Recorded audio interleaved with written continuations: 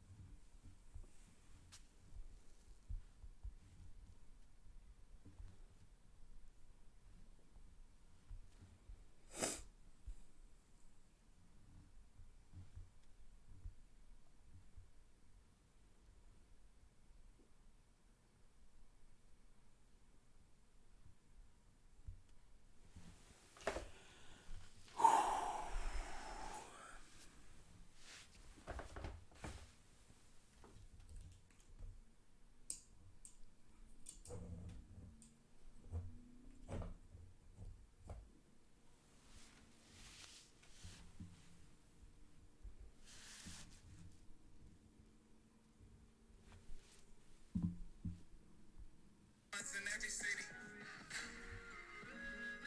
Yeah. Yeah. Oh, yeah. They don't understand me. Yeah. Jumped in the Benz and not a Camry. Yeah. Airbnb, we in Miami. Yeah. Don't worry about it, we got plenty. Yeah.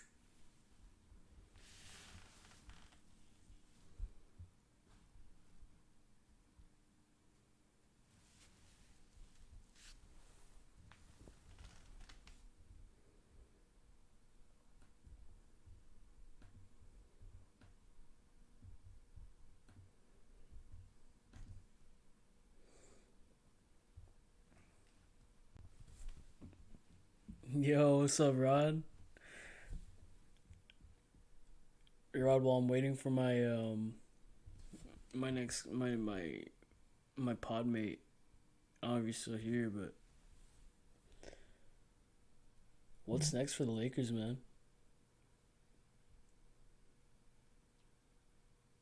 Like, obviously, you still have LeBron for questionably how long, and you still have Anthony Davis, but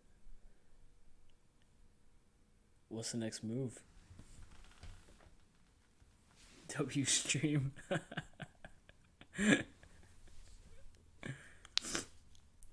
Oh god. Yeah, I know. I said 9 o'clock, but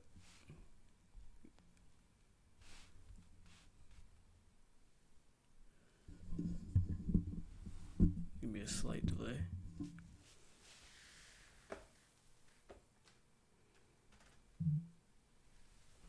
It's coming in right now. Talk some fantasy. Got some key players to speak on. Pretty hyped for fantasy season, honestly.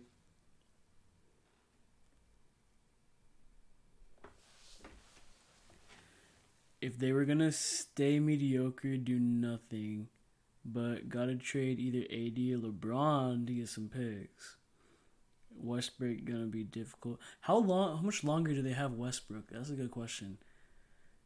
How long are they stuck with him? Because yeah, as long as they have that contract, I mean, I'm pretty sure he's getting paid a ton. And AD or LeBron, obviously, like the first thing you would think is okay, then you're gonna get rid of LeBron first just because AD's younger. But I mean, you remember the Pelicans? Like they had Anthony Davis for so long, and he just they couldn't win with him being the sole superstar on that team. And obviously, they didn't have much of a roster around him. But are the Lakers in a position to make a this big push to get contenders around him. I don't know. Maybe trade both of them.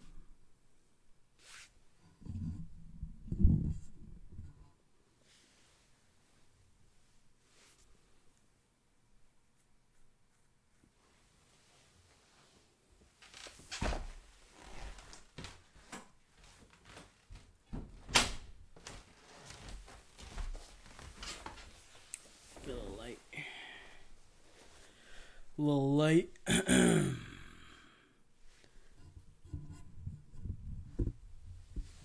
But yeah, man, this is a sad time. I really expected them to be at least. I think they're gonna drop off this hard. I was thinking like 7th seed maybe. Expires next year, yeah, but shit, you want to waste another year, you know? I doubt they want to. Blowing it all up seems to be the answer, if you ask me. But then again, 44 mil. Oh my god. But like that same team minus Russell Westbrook won a championship, which is so weird. I mean, obviously you had Alex Caruso and you had role players who were 2 to 3 years younger than they were now, which is actually at this point a pretty substantial amount of time. But anyways, I don't think it's crazy to say that LeBron and AD could bring a team to the playoffs being fully healthy for a whole season. But the question is that even possible? It's very rare that you say a player is literally injury prone, because injury is just something that happens. It's not something you could really scale, because it's just like they play a contact sport, you know, it happens. But after this year, it's like Anthony Davis seems like he played like 10 games all year.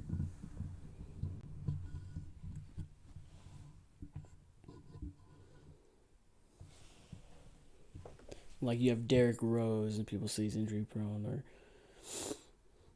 people who've had their careers derailed by injury, but yeah, very questionable.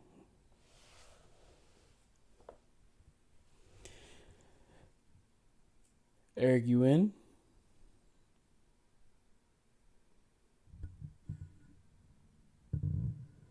See, Eric's popping in right now. Yeah, shooters, that's something they definitely need shooters, because at this point it's just ridiculous when they're running 5 out when their only sharpshooter is like who Carmelo Anthony is, who they're using in that role, or Austin Reeves. Like who's really shooting over 35% on the Lakers? DJ Augustine? I can't name anyone. Yeah, all three of those people you named are better than what you guys really got. So that's just unfortunate. And like I was saying in the chat earlier, I feel like LeBron has something to do with that, because obviously he has a big say in who comes and goes in the Lakers organization.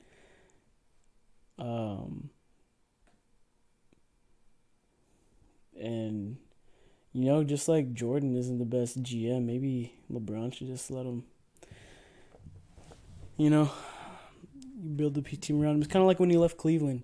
He gave like Tristan Thompson and all these like role players. He made him pay him out, and it ended up not so good for them. Like, of course, they made the finals, but I think they lost in 5 that year. And then they just went down from there.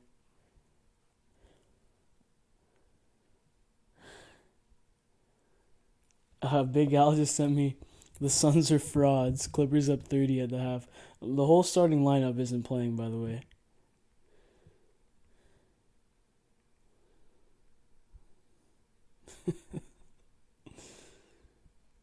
Everybody just loves to hate on the Suns, man. Let GM wanted Westbrook, wanted to prove he's only guy. Yeah, honestly. And honestly, on paper, like preseason, I thought the main issue I had, or problem I was predicting, was, where's your spacing? I like that they had, what's his name, Blazemore. He was decent on the Warriors. But I honestly don't know what happened to him. I think Eric actually predicted it in an early pod we had that he wasn't going to be as good as people thought he was going to be. And obviously, Carmelo, who actually started the year playing really well and ended up shooting like pretty decent from three. I think he ended like 37%. But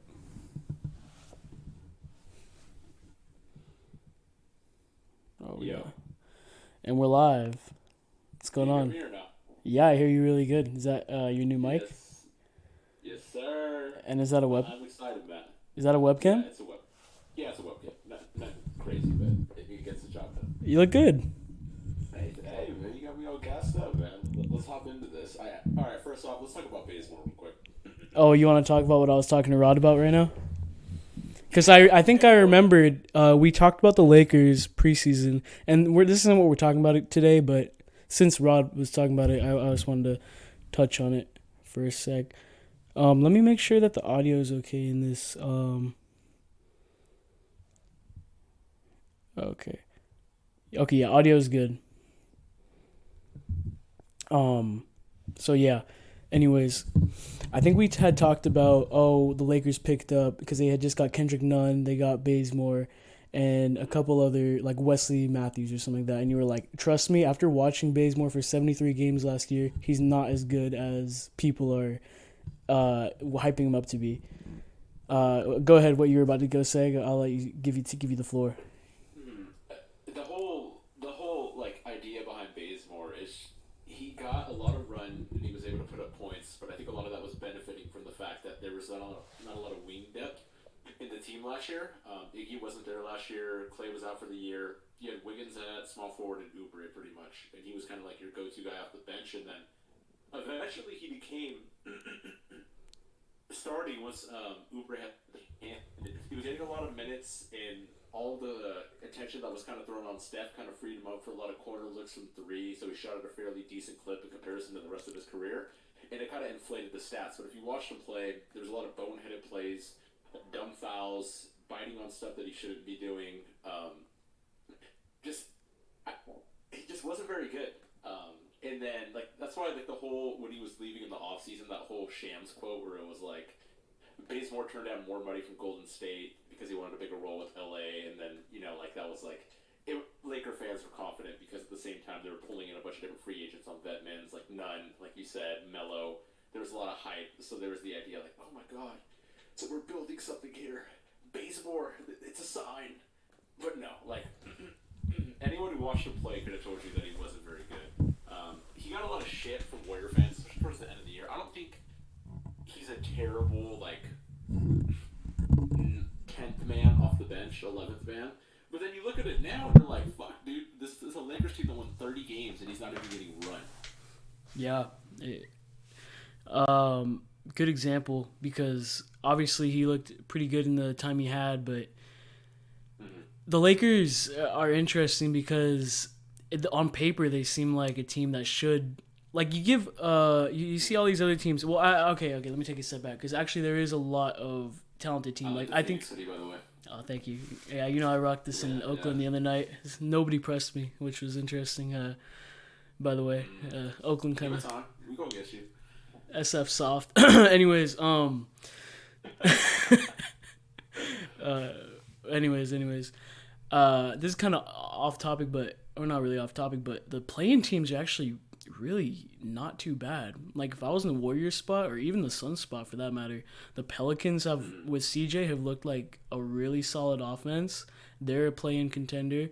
You have they're in. Not I mean obviously not a play-in contender, but like to make the playoffs and win the play-in tournament, end up playing the 1 seed, 2 seed.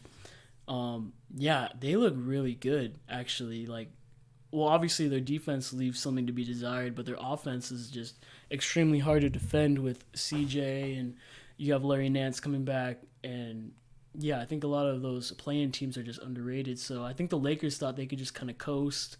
Okay, we'll make the 9 seed, 10 seed, whatever, worst case scenario, and then we'll get AD back right at the end of the year, and we'll make the playoffs. But it just didn't happen. They found themselves sliding too far. So.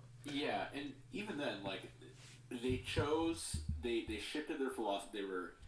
if you look, let's just look at the bubble championship. Everyone has their own opinion on it about how they value that championship and the validity of it. I don't know where you fall on that, but it was a weird scenario because the bubble. You had a lot of guys like T.J. Warren went off in the bubble. Guys who typically wouldn't put up numbers that they did were doing really good in the bubble. Well, give me a sec. The guys who normally wouldn't put up the numbers that they normally would were doing crazy things in the bubble, like T.J. Warren. T.J. Warren, the Heat, a lot of Heat players are doing really good in the bubble, things like that.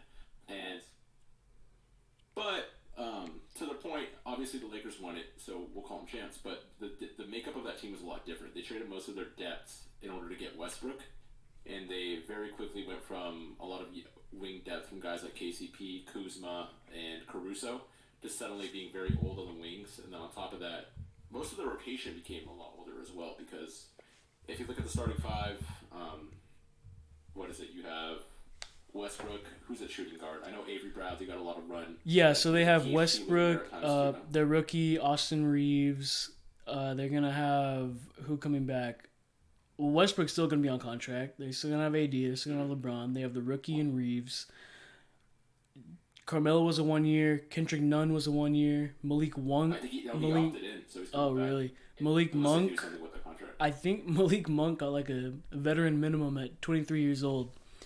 That's insane. He feels so old, dude. Like his run in Kentucky, where he kept hitting those crazy ass shots in the March tourney, feels like a lifetime ago. The dude's like 23. Yeah, that's the Lakers for you. But anyways, dude, how you doing, dude? We haven't been on here in a quick little minute. How's it going? We've been chilling, man. Yeah. Obviously, there's been a big. I still want to talk about the Lakers thing. We'll get back to that, but just to segue, obviously, there's been a lot of changes in the Raiders organization in terms of people that are on the roster. Davante Adams is the Las Vegas Raider. I'm excited, man. Have we talked since then? We haven't, huh? No, we talked the day before. No BS. Wow. The day before. Remember, I walked in, my cam wasn't working. We did that little like KMG. Yeah, and I actually predicted that day that it was gonna happen. I completely didn't think it was gonna happen. I was in denial. It's just you never think anything like that's gonna happen though. A trade like that of that magnitude, it's just I think it's just most people would just normally lean towards being pessimistic towards anything like that happening. But I mean, fuck, man, I'm excited. This feels like a make or break year for Derrick though, because it's like 100%. 100%, and I actually the biggest investment in the weapons that he's had. I have some I feel like there's some really good storylines coming into the year, even like fantasy wise. Like I want to get your take on some of these fantasy narratives, because obviously Davante Adams last year was wide receiver 2 behind Cooper Kupp. I think most people still have Cooper Kupp as their wide receiver 1. Davante Adams might be sliding. You don't know what kind of system the Raiders are going to run. Obviously, the Raiders have a couple more weapons than the Packers. With Darren Waller, Hunter Renfrow gets more touches than any other receiver on the Packers was going to get. And you still have Josh Jacobs. Well, they had Aaron Jones, who might be better there. He's still a liable option. And obviously, we can agree that it's a downgrade in the quarterback position. At least, okay. As no shots, but I mean, it's just. Let's show the Derrick slander here, all right? Let's relax. I think the consensus is that he's taking a step down in who's throwing him the ball. Is that fair to say? I think the best take in terms of being pessimistic would be he's coming into a system where there's probably going to be a more running of the ball. Well, no, because he had Aaron Jones, so I don't want to say that. But there is a lot more offensive weapons in the receiving core. Obviously, the Packers had Adams, and then a lot of fringe guys like Scanting. St. Brown, guys just exactly league breakers, shall you say? You probably benefit from playing with Aaron more than anyone, but yeah, there's definitely a lot more looks to be drawn away. I think it's fair to say he did the slide down. I do think that there is that chemistry, though. Obviously, they were a college duo, and he put up crazy numbers in Fresno State. That was his go-to guy. But I mean, yeah, I'd expect a bit of a drop off. Plus, you have a new offensive system as well. McDaniel's is going to come in and implement a system. I'm not that familiar with it though. That's the thing. Obviously, it's the Patriots' offense. They're running the past couple of years. Well, that's the other interesting thing is when's the last time the Patriots have had a great wide receiver, you know? When's the last time they've had a wide receiver who they got given a substantial amount of touches with your now current coach? I think it's just a lot of variables to be seen, but where I was going with this is do you think that Davante Adams is worth a first-round pick? Because obviously you have Jamar Chase, you have Justin Jefferson, not to mention the obvious Christian McCaffrey, Austin Eckler, and then you have started to get to like the fringe, Nick Chubb, etc. So where does Davante Adams fall in this picture? Is he going early second or in most From a 10 to fantasy standpoint? Fantasy yeah, standpoint. like 10 to 12 man leagues? PPR or standard? We'll go PPR for sure. I'd say early second at the most. I don't think So falling out of the first, because right now in ADP he's actually at the 7th overall ADP on Top Dog Fantasy. That's where I do a lot of my mock drafts, and I noticed his ADP is really up, but the money drafts that I've been watching and some that I've been doing, he's been falling a decent You're amount. already doing drafts right now? Yeah, dude. That's insane. People who do that, let's have a tangent here real quick. People who do drafts, like fantasy drafts, You don't mock? this early in the off season, it's like a full blown addiction at that point. You don't Like, mock? I don't what? You don't mock. What do you mean mock? You don't mock Like, draft. do mock drafts for fantasy? Yeah. Look, personally, I don't believe in that shit. You my just opinion show is, up on the day of the draft and you're just like, I show eh. up, like, Hey, this is the guy you guys are listening to here. Hey, look, you guys can take my fantasy advice for whatever it is. I never claimed to be an expert, right? I'm not fucking stealing my shit. You're just a guy with a microphone. Like I'm the guy on PFF or something. I'm just gonna give you my opinion on it. Anyway, here's the deal. In the league with Matt O, I've been to the championship game 2 times in the past 3 years. Ask Matt how many times he's been to playoffs, alright? The results speak for themselves. Clearly I'm doing something right here, okay? Now, have I won those championship games? No. Fair enough. Has that been my fault? You know, I would argue that there's been circumstances outside of my control that have led me to not win the big game. I am currently, like, I'm the CP3 of our fantasy league. I think that's where I'm at right now. Okay. I am a perennial regular season performer, but when it comes to that big game, I can't quite figure it out. But I will win the chip at some point. Yeah, I think that's fair. I'd expect his looks to slide, but I still think he's going to get over 1,000 yards. The 100 receptions, I'm curious to see. Obviously, Renfro is coming off a 100 reception season. I'd expect his numbers to dip more than anyone, I'd say, especially if Waller stays healthy, because if you look at Renfro's stats, they really started to kick up in the latter half of the season. There's a big stretch there where Waller was out. It pretty much, Renfro became the go-to guy. He was playing out of the slot, but he was still becoming the go-to guy, getting the majority of the looks. And then they were starting to run a lot more heavy too, as Jacobs' production started to kick up a bit. So yeah, I think Renfro's numbers will probably take the biggest dip. But I mean, I'm not sure where he's valued at in PPR. I'm assuming it's a middle round guy. Yeah, I mean PPR is where his value really is as a slot man. But I mean, for the Raiders, the question really is Davante Adams and if Josh Jacobs is going to perform like an RB2. You know, obviously you're going to have touches taken away possibly from Waller. I mean, the big storyline is just Davante Adams, though. That's. What is your opinion on this, though? Let me hear. I'm a Raider fan. Obviously, I have a bit of a conflicting interest here. Let's hear it from a non-Raiders fan point of view. My current, where I would go if I were to draft tomorrow, I'd probably take Cooper Kupp, Justin Jefferson, Jamar Chase, and then Davante Adams. Only because we don't know what this offense is going to look like necessarily.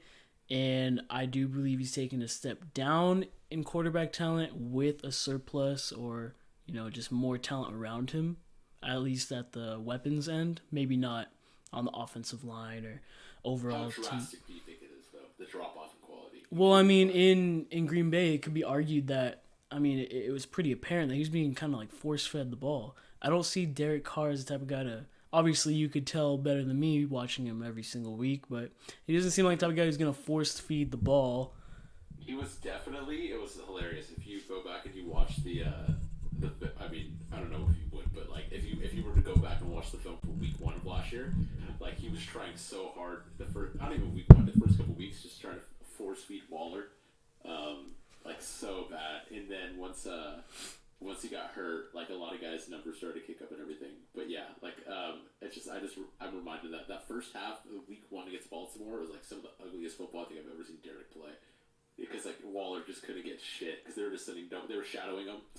They had man on him, and then they were like having linebacker or safety shadow as well. Well, I mean, obviously, Davante Adams is going to be the type of guy who, if he's one-on-one, they're going to call it out, okay, one-on-one, run the streak, I'm going to throw it up to you 10 out of 10 times, and 8 out of the 10 times he's going to come down with it, right? So that's a given. His talent isn't in question. It's just what we're going to see in this offense, and is that going to make him more or less valuable than someone like Jamar Chase or Justin Jefferson, who have proven... Let's do a non-fantasy question. Like, do you think he'll have a Pro Bowl caliber season? Yeah, definitely. No, yeah. I'm fully expecting him to be an elite player. I'm just thinking, is he going to decline, or should we expect him to be steady? As obviously he's been phenomenal, so can we expect that to continue? Is really more what I'm asking. You hit me up. What was it, like 2 days ago? You contacted me, asking a question. It was Deebo or somebody.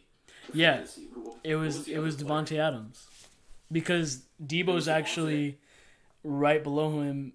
That's why I asked, because Deebo's ranked number 8, and I believe Davante's ranked number 7 in the 1 through 10 mock draft, which I think is kind of crazy. But obviously Deebo has his value in the running game and the passing game, getting a surplus of touches. My thing was, I think obviously you saw, especially as the season went on, Shanny liked to use Deebo in a variety of roles inside the slot, outside, as a running back, kind of like as a utility guy. And I think when you have Trey coming in too, as a rookie QB, you'll use Deebo a lot more in like those type of that's Swiss Army knife role, just to get creative looks, just to get him yards, to get chunks, and make him feel comfortable, so it doesn't feel like he has to make huge plays, especially early on in the season. I just think his usage rate is where he'll benefit the most. And then Adams, I'd expect a little bit of a drop off. That's why I kind of lean towards Deebo. Yeah, and there was actually another question I want to ask you. I know you're a big fan of both these guys. I believe you had both of them last year. Actually, we have Joe Mixon, right? Coming in 25 years old. What many can consider your peak years as a running back, right? He's only 25. Only 25. Yeah, only 25. I feel like I've been drafting the guy for like 8 years at this point. So Bengals are fully expected to be a competitive team coming into last year. We weren't too sure what they were going to look like. Obviously exceeded everybody's expectations, but okay. We have Joe Mixon, 25 years old. Right. They have Derrick Henry on the other hand, 28 years old. Obviously, freak of nature, one of the best running backs we've seen in our generation. 28 years old has proven to be around the time where guys start to hit their dip, right? I wouldn't go as far as say he's injury prone or anything like that, but he did get injured last year, come back from the injury, kind of didn't play his best ball in the playoffs. Everyone kind of expected him to carry, maybe asked too much and too soon, you know? But high usage rate. Personally, and I don't know how you feel about this, I'm personally going Mixon over Derrick Henry. Wow. Yeah, and that's really? 100%. Let me hear. So you kind of alluded to it, but let me hear like your full take. What do you expect out of Mixon this year? Okay, so I don't know if you know, but in college, Joe Mixon, Oklahoma, in college, Joe Mixon he caught a lot of passes, and he's actually a really good route runner. So last year we saw a lot of Joe Mixon not being used in the passing game. This year, I believe that he's going to be completely used as that full 3-down back. Okay? Keep going. Keep going. Don't let the light bother you. Keep going. The Bengals are going to be obviously playoff, not just contenders, but they're going to be looking to be favorites, right? So they know what they have. Favorites? Not like championship favorites, but they're definitely... out of the AFC, though. No, they're not. I mean, I guess it's too early to tell, but they're definitely Yeah, fair. contenders. You You have know. draft still. There's going to be a couple signings too that need to happen. Yeah, coming off of a Super Bowl, it's fair to I like what say. they've done Yeah, from the O line point of view. I think that might help Mixon. yeah, definitely, exactly. That's what I was about to say. I think they just got Alex Kappa, solid center. That's the base of the line. Bones. Yeah, they got a couple other guys. Obviously, look to do some work in the draft, but I mean, if you can open these holes and get Mixon going, he's 25 years old, hitting steadily been uphill each year. I think this is the year where we see his prime. I'm taking him over Kamara, taking him over Derrick Henry. Still have CMC in the number one spot. I'm still gonna have. Crazy, man. You're not gonna have CMC in the number one spot. It's just the injury risk. Okay, but let me remind you, the last time CMC played a full season, he was getting nearly 30 points per game. That's if he plays a full season. Last time, okay, but who else is giving you that value? That's literally league winning value. Like that's automatic. Like you won your league if you're getting 30 points per game of one player. Mm-hmm.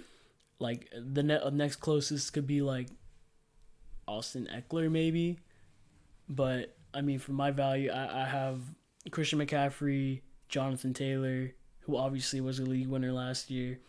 Then I'm gonna drop down to Austin Eckler, who I still expect to see the same volume, not much competition in the back game over there. Javonte Williams, based on if Melvin Gordon is still around. If he's gone, I could see him being. I thought he was dead man walking last year. Yeah, I mean, he really made it hard for them to get rid of him because he just kept on playing like too good to not get rid of him. But I mean, they're gonna have new personnel.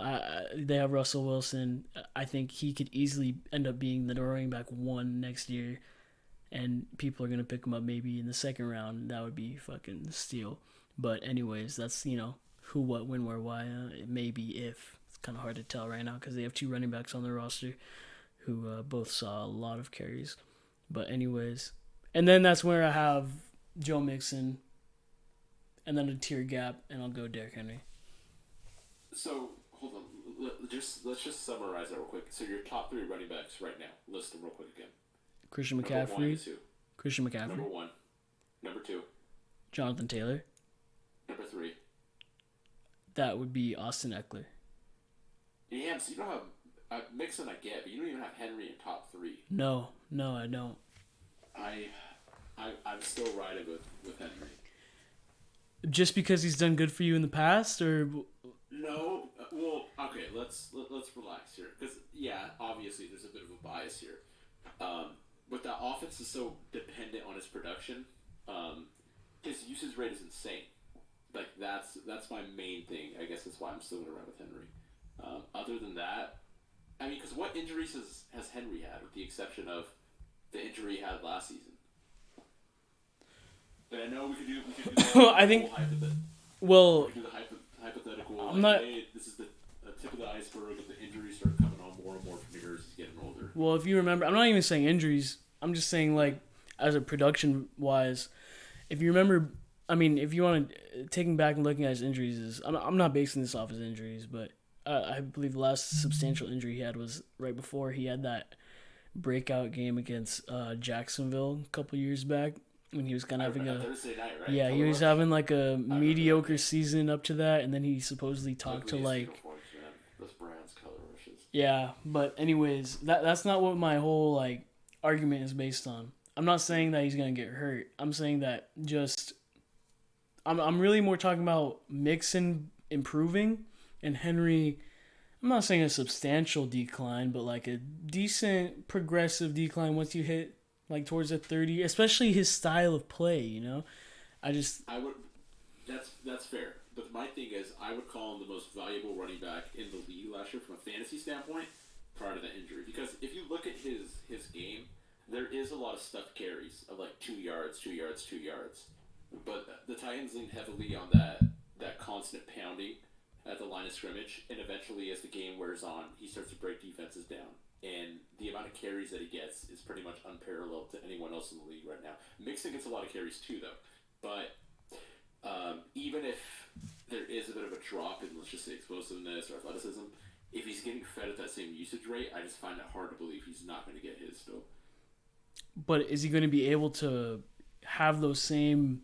Because honestly, if you look at like what you just said, majority of what his like insane yards per carry, like obviously yards per carry isn't a perfect statistic, but majority of what those stats come from, excuse me, was him, rushing low threes, just pounding the dirt, fall forward, break off a 50-yard run. I'm just arguing It's that. fantastic when you get that 50 Yeah, when you're looking at you keep on refreshing and you see that plus 6 points and then you get down to the goal line, touchdown, okay, there's my 12 points for the night, okay. And then it just goes from there. But anyways, I'm just saying, is he going to have that same, what's the word I'm looking for? Not durability. I don't think he's going to get hurt per se, but I just... I like Marcus's top 3. I like that list. Did he just post his list? What did he say? Check chat. Taylor, Henry, and CMC. Taylor, Henry, CMC. See, I'm just not following the Derrick Henry. I'm lower on Derrick Henry than you guys. And I think that it's going to... I don't think I had this idea last year. I was like mid... PPR, I was maybe putting him a little bit lower. But for standard, I was like, yeah, sure, go get your Derrick Henry, whatever. God tier in standard. Especially in our league with the fucking scale that we have for rushing in our league with the... What is it? Every 10 yards is a point in a rushing TD. Some ridiculous shit, but anyways, it's broken. Yeah, it makes no sense. For... But hey, shout out Adrian and DP watching on the live screen. I see you. But anyways, I just don't like. Let's look at the Titans. Taylor Lewan. Every week he has another highlight of him becoming chopped cheese, right? Have they really gotten better? Are they really a team that's actively getting better as we speak? Their quarterback is coming off. Robert Woods has some respect, sir. Coming off torn ACL, but still, right. Robert Woods, AJ Brown. Okay, who's your quarterback? Still Ryan Tannehill. Not a Tannehill believer, huh? Did you watch the playoffs? Yeah, he's pretty rough, but still, he's had some. And that's our most recent memory of him. All right. Recency bias is a real thing, though. It's not really. I'm just saying, man. I don't think that they're a team that's on the incline. I think they're on the decline, and I think Derrick Henry's going to be a part of that. I just think they benefit from being in a very good spot division-wise, and I think that's why I'm going to keep seeing them. Because if you get in and you get hot, sometimes you all you need. Let's look at the Bengals. Nobody will consider them to be the best team heading into that playoff run, but if you get hot at the right time, things start to click. Who knows? I mean, they got hot in that first playoff run and got to the AFC Championship. I mean, they ran into a buzzsaw, but they put on a respectable performance. So you have Indy, and then you have Houston and Jacksonville. Houston and Jacksonville. So that's pretty much 4 automatic. But well, let's see. Are you interested at all in Jacksonville going into the season, though? I am a little bit interested. I definitely can see them stealing a game from a team like, especially a team like Tennessee, like we're talking about. But they're gonna have to win a decent amount. AFC's pretty fucking stacked this year. I mean, I'm not like Cam saying that Jacksonville's gonna take the division. Cam's a wild boy, bro. I don't know Cam's got some wild takes. But I don't see like Tennessee 12-5 was best case scenario for them last year. By far. And Derrick Henry, I mean, just such a large amount of his yards come from one play bursts that I just don't feel like it's sustainable. Who is Ratful? What is this? Who is Sicko? What'd they say? J. Herb takes them to the Super Bowl. Bolt up, baby. Disgusting. I'm not sure. Get past Derek Carr first, then I'll take you seriously. Yeah, because 30 rushes per game, right? 30 rushes per game. That, like, obviously I'm not going to play the injury card, but how long can he just pile his face into the mud, right? Pile, and still have the drive to... The man's 28 years old. Hey, and he's nearly 300 pounds exerting that force over and over again.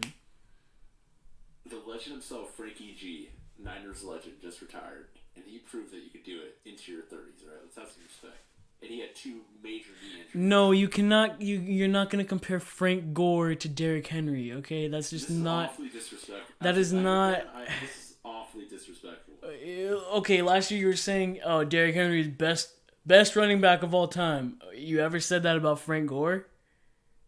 He's definitely all. You know what? Okay, Hall of Famer, sure. Okay, Do you think he's a Hall of Famer? I've seen people say he's not a Hall of Famer. Frank Gore? I think it's a pretty insane. How could you say he's not? He's the argument epitome I've seen of reliability and what's the word I'm looking for? Dependability? Yeah, being dependability. It's same similar word, synonym, but yeah, I get the gist. I know what you're trying to say. Yeah, whatever. But the thing is, because the argument I see with him sometimes is that at no point during his career was he ever like a top 3 running back in the league. Which Yeah. I think is crazy because if you're at least a Pro Bowler, like if you rack up a couple Pro Bowls, and especially if you're the 3rd leading rusher, because the thing about running backs though is so weird. It's like, But then running backs come and go so frequently exactly. that I think sustainability should be factored into it. Frank Gore is 100% an outlier. Like, would you rather have a career like, I can't think of a specific example, but Todd Gurley. yeah, Todd Gurley, perfect. You have 2 years, you're on top of the moon. You're great, right? You get the bag. Okay, perfect for yourself. But then, you get your contract dumped, cut, you're a free agent. Okay, you had your 2 years in the shot. Yeah, exactly. Get cut again. Frank Gore played like 20 seasons, have like 1,000-yard season on your 3rd team, or what? Indiana. I'm pretty sure when he was like 38, he had 1,000-yard season with Indiana. You could stat check me on that. Indianapolis. Yeah, Indianapolis, but It's fucking tomato. yeah, exactly. But you get what I'm saying. He did have that 1,000-yard year. Hold on. Yeah, it was either 900. All I know is that year he was a beast in fantasy, and he was my best pickup of that year on the waiver wire because he just was literally reliable. That's all I can say about him. Just reliable.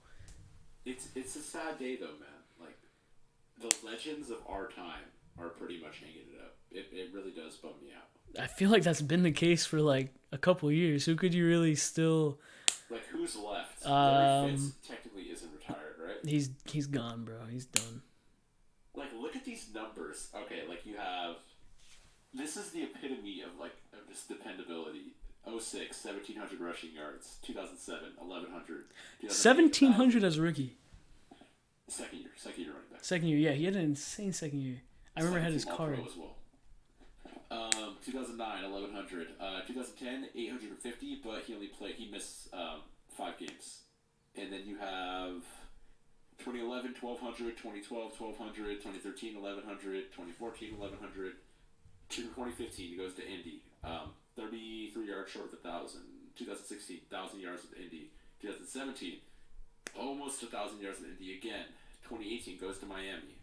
Misses 2 games to get 722 yards. 2019 goes to fucking Buffalo, 600 yards. And then 2020 with the Jets, where no one expected him to even get any run. Everyone got hurt, so he ended up playing a decent amount, and he ended up with 650 yards. Like, fucking tip of the cap, man. I've always liked, out of that Niner team of the Harbaugh era, he was by far my favorite Niner. And I didn't like many of them. First ballot. No explanation needed, but respectfully, in the context that we're talking about right now, it's just not comparable. We're talking about Derrick Henry in a all-time great season, like single season type of thing, not like an all-time great career-wise type of thing. We're talking about next year, single season. Obviously, what he's done in the past has been amazing. I'm sure his career is going to be, and I'm not saying he's going to be awful. I would still take him with like a bottom first-round pick. Like, I'm not saying he's not going to be good. I'm just saying I would take certain. Yeah, I see the chat. My bad. Yeah, we can get a workout in, bro. Sorry, it's just a lot to. Hey, thank you guys for the chat. I think that's Koi. I think it is. I think it is. Yeah, we had 10 viewers in here for a cool little minute. Yo, shout out the chat, man. Yeah. Yeah, shout out the chatty. Chattera. Yeah, I'm still riding on the train though. I'm not ready to call it quits on Henry. If you're still fucking riding with CMC, then I think you at least owe Henry like some. I No. think you should quit on him. just No, yet. no, because CMC's upside is so much greater than any other player in the NFL that it's worth the. I disagree. He's the only player I would really call injury prone, but he's also the only player that I could see literally scoring 30 points per game. Literally 30 a game. Let's look at some non big name running backs. Let's try and get some Okay, sleep. I got you right now. So I'll shoot one at you, Yeah, and then so you I'll can let shoot you one back. though. Go ahead. Jeff Wilson Jr. I was gonna Or ask you the Elijah- same thing. or Elijah. Yeah, Mitchell. Elijah Mitchell. Elijah Mitchell. Yeah. So Elijah Mitchell, right? We get rid of Raheem Morris, okay? So who's really still in the backfield? Trey Sermon, who did absolutely nothing when he had a shot last year. They tried to let him get his play. He was just inefficient. And we have Jermichael Hasty, who's only like 5'6". You know, he's good in the passing game, but he's not a You 3-down have back. people that are 5'6". Oh, you know, as a 5'7"er, I just kind of look down on him, you know. Yeah. But anyways, you know, 5'10" with their maxes, but I digress. That bubble got bigger, didn't it? Okay, yeah. So I interrupted you. Anyways, so You're I big on Hasty. fully, I'm not big on Hasty. No, I think he's just like a utility guy, right? Good guy to have on the roster, great. But I still think Elijah Mitchell, while he might not get the work in the passing game, listen, the 49ers are just set up to run the ball. They're literally set up to pound the rock. Deebo's going to get his touches off the jet screens. They might have him at tailback here and there. But they're going to run the ball like 30 to 40 at most times per game, right? They're going to You get think so? at the very most, you know, and like very You most. think Trey's starting, right? Yeah, and that exactly, that's what I'm saying. With Trey in, that conversion to complete all-out run first is really turning over and becoming a reality because not only do you have to worry about Deebo Samuel, Brandon Ayuk, who both have their off-the-edge running ability, you have Trey in the back, who they're going to have their linebackers on edge, not having to contain, right? Or they might even have to spy for Trey Lance. And then you have Elijah Mitchell running up the gut, who, you know, is more than efficient last year, 4.7 yards per rush. Fully expected to be a 3-down back. Little to no competition unless the Niners do. Mitchell, right? At the moment, yes, at the moment. Day one talking about sport. Hey, shout out Marcus. You see his Najee question? No, what'd he say? I think I'm not getting some of them or they're lagging. What'd he say? He said, what do you think about Najee? I'll let you take this one. Dude, I actually forgot about As someone Najee who when I actually was watches the Steelers. when I was naming my running backs right now. I forgot about Najee. Najee's top 5 RB. Bay legend. I would Top 5? top 5. He's in that same rank. He's in that same. Trubisky under center? If that's what happens, yeah. I've been hearing a lot out of the Steelers camp that they might roll with Rudolph, but you know we'll see. I think it's going to be a little preseason starting battle.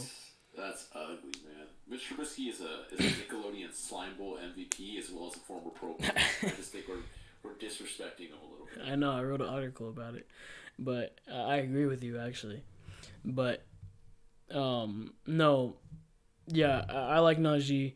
He's definitely right around that same rank as Mixon. I'd take him second round all day.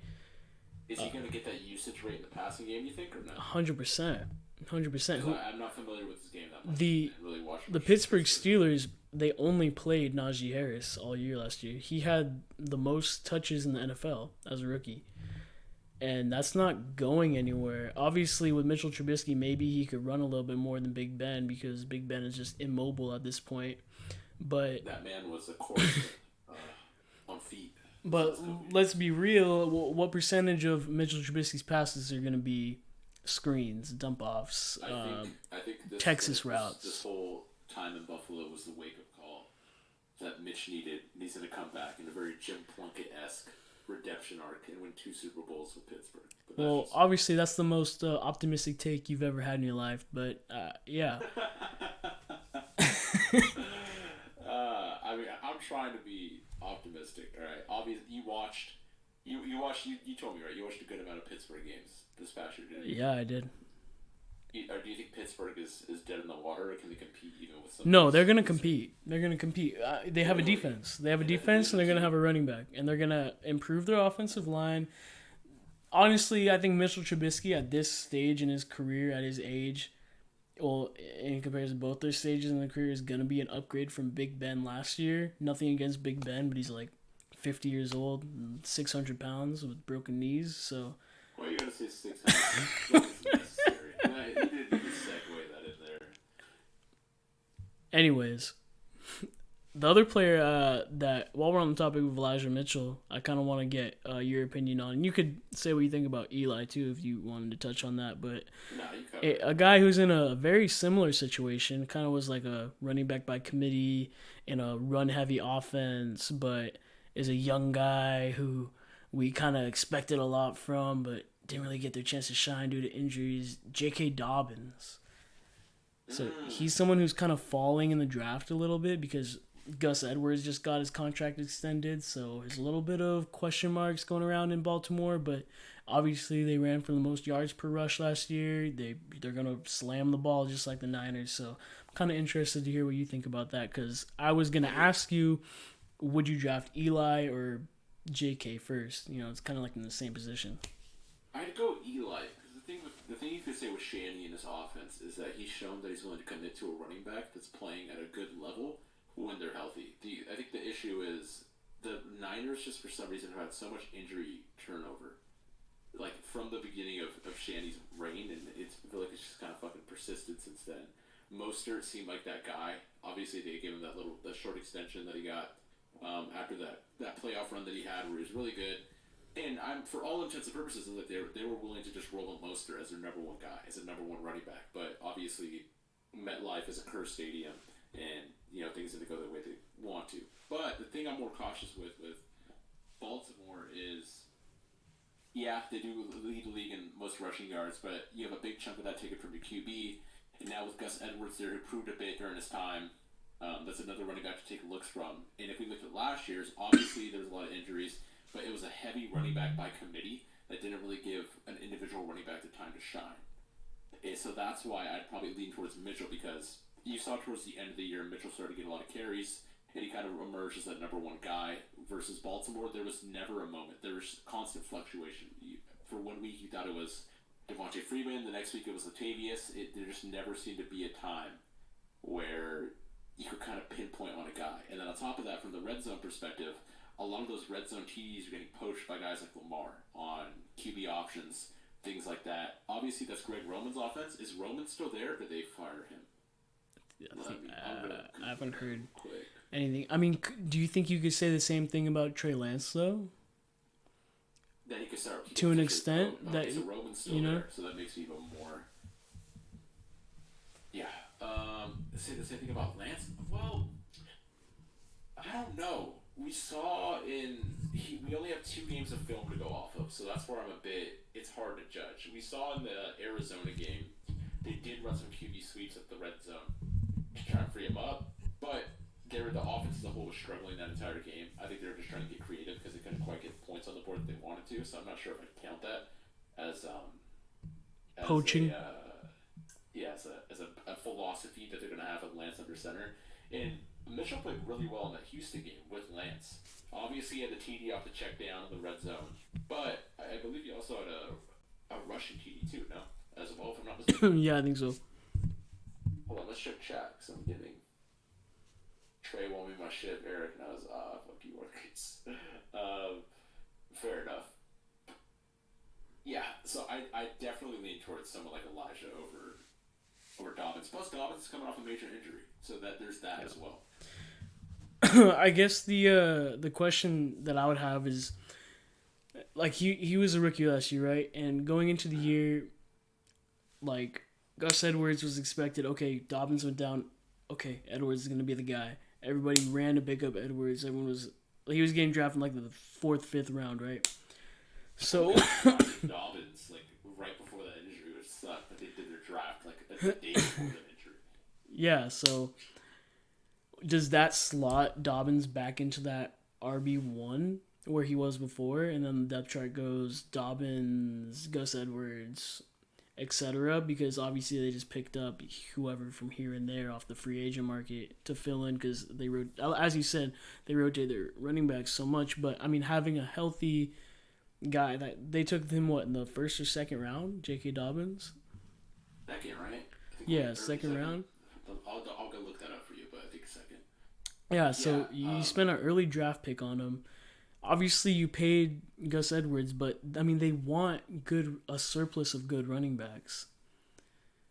So Yes, I don't know. I still think he's worth picking up in your drafts, but obviously, I think the question with Eli is gonna be, do the Niners draft a running back this year?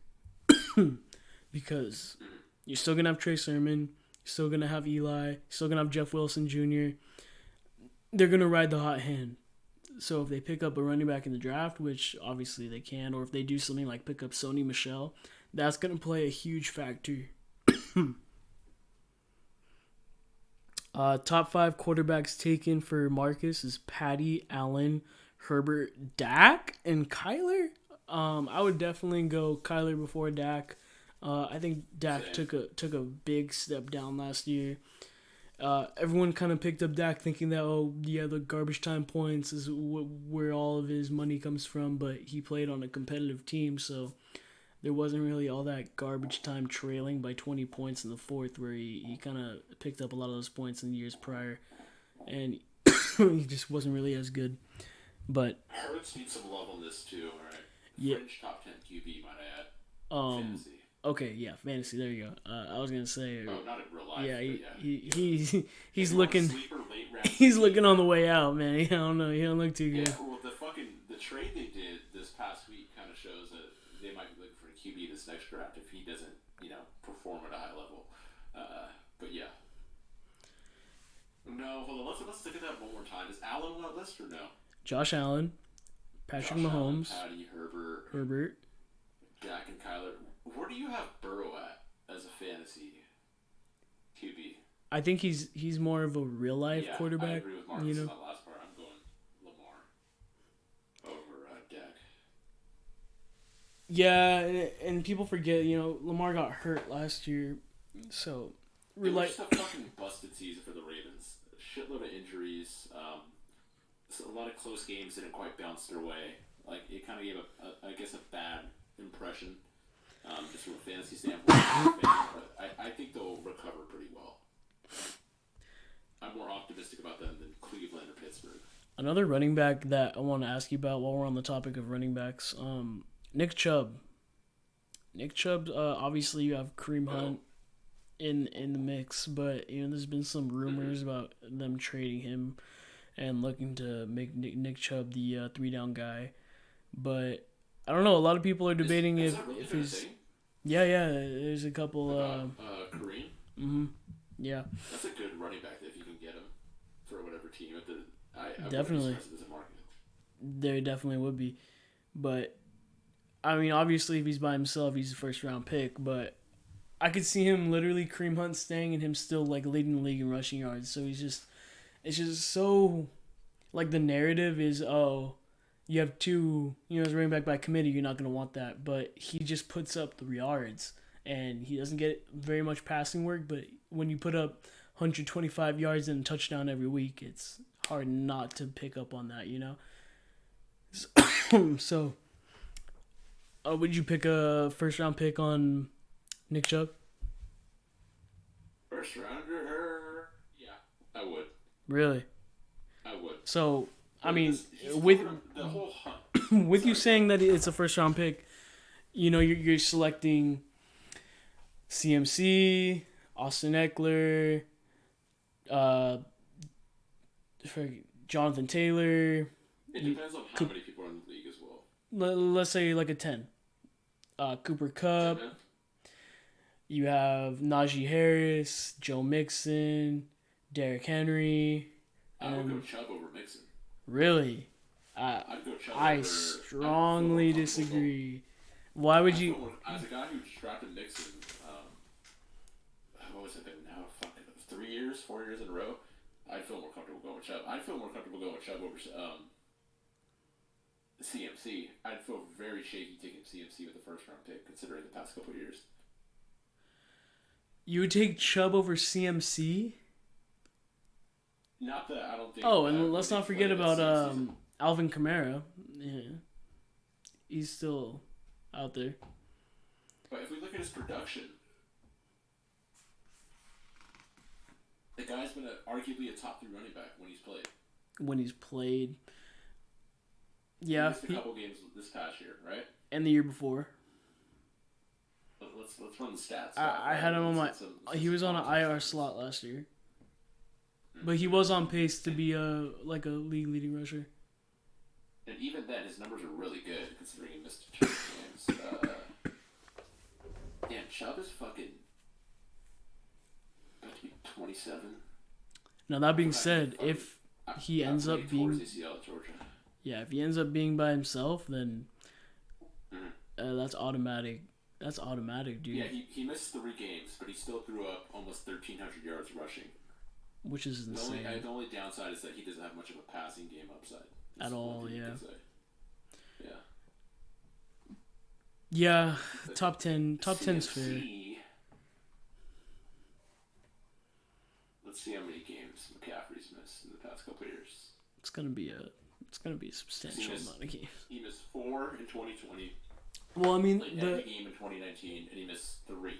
The optimistic thing is that, and I mean, to some people this might not be optimistic, but every time he's got hurt, it hasn't been for the same thing. Like he had his his leg injury, and then he went to his wrist. So it's not like the same thing that's popping up over and over again. That's really just giving him fits. It's it's just different things that are happening, and I mean, saying, you can say he's made out of glass, with but the top 5 pick who's played 10 of the possible 33 games he could have played in the past 2 years. If injury bites you in the ass, it's on you. That's the only thing I'm gonna say. And that's fair. That's fine, because that's the chance you're taking when you're selecting him. You're banking on him. You're a go big or go home kind of guy. You're literally banking on him being available. CMC Henry, Matt, come on. I gotta wrap up here, so let's do one more question. Okay. Well, oh man, one more question. I mean, I had some other little stuff, but I kind of want to end it on a banger. Did you have anything you want to touch on first? Nah, I'm open ears, man. Whatever you got. Okay. Well, I was gonna ask you about I know you like Mac Jones a lot. Did you see the trade that the Patriots just recently made? I do not like Mac Jones a lot. I don't know how you could dislike Mac Jones. I mean, he seems like a nice man. Oh yeah. I mean, I'm not as a person. I don't fucking know the guy. I'm just saying. I mean, it just seems like you have this underlying hatred for no reason. This underlying hatred of Mac Jones. Yeah. Seething in my boots. Yeah. I mean, I'm just saying. It kind of seems like you don't like the guy. I saw the trade. So I mean, I like it. Honestly, I think it makes sense for Miami as well. Is that not the best wide receiver the Patriots have had in the past decade? Wait, decade? Hold on. No, okay.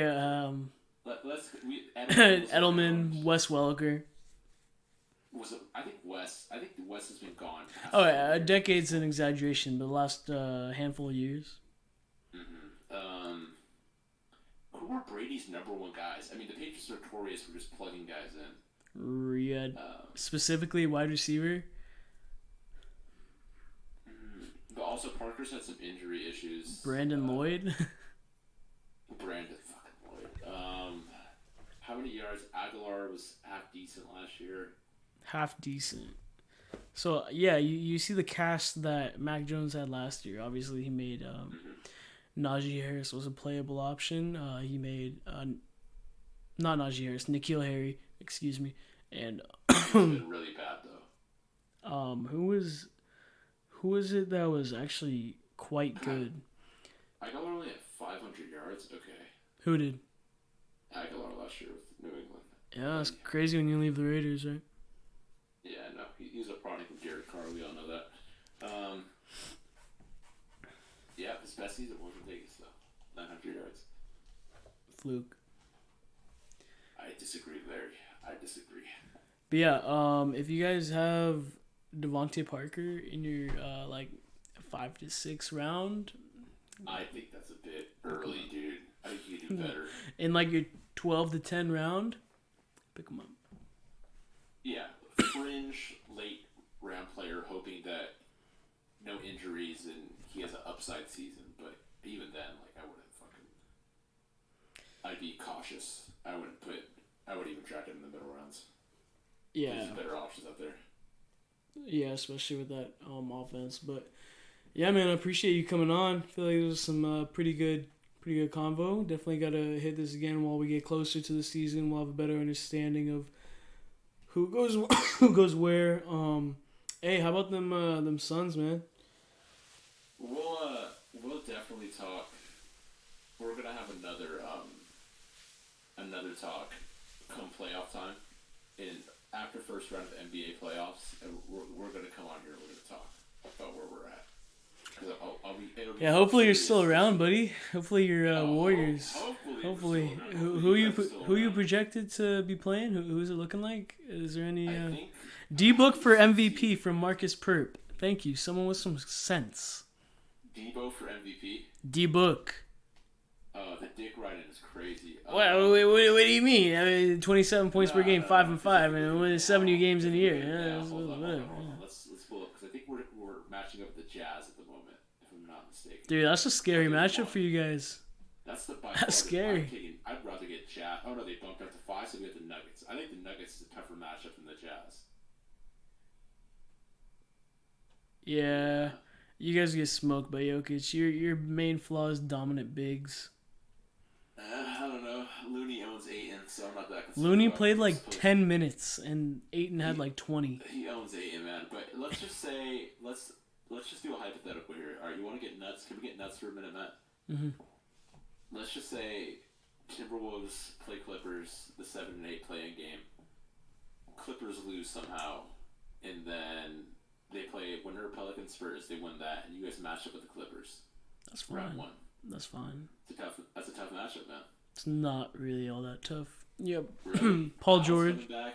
PG's coming back. Everyone's coming back. Who's coming back? Norman Powell and PG.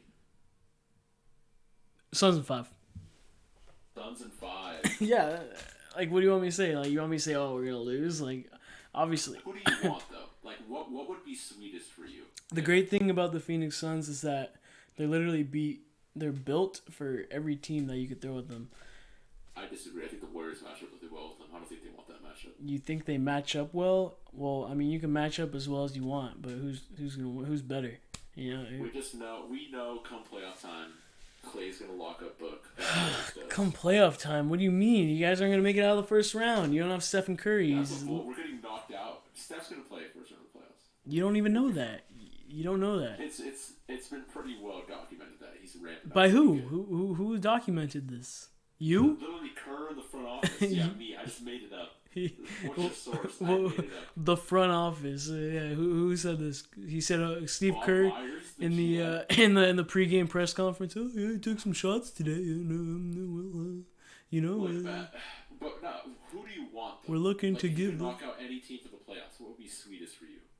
Knock out any team. The Warriors? I would love to knock the Warriors. I would love to destroy the Warriors. I would love to win I love to sweep them. That would be. Oh, I would be so happy. I would be so happy. I would talk so much shit, and everyone would be just. Oh my god, they would just be crying. Oh, it would be so funny.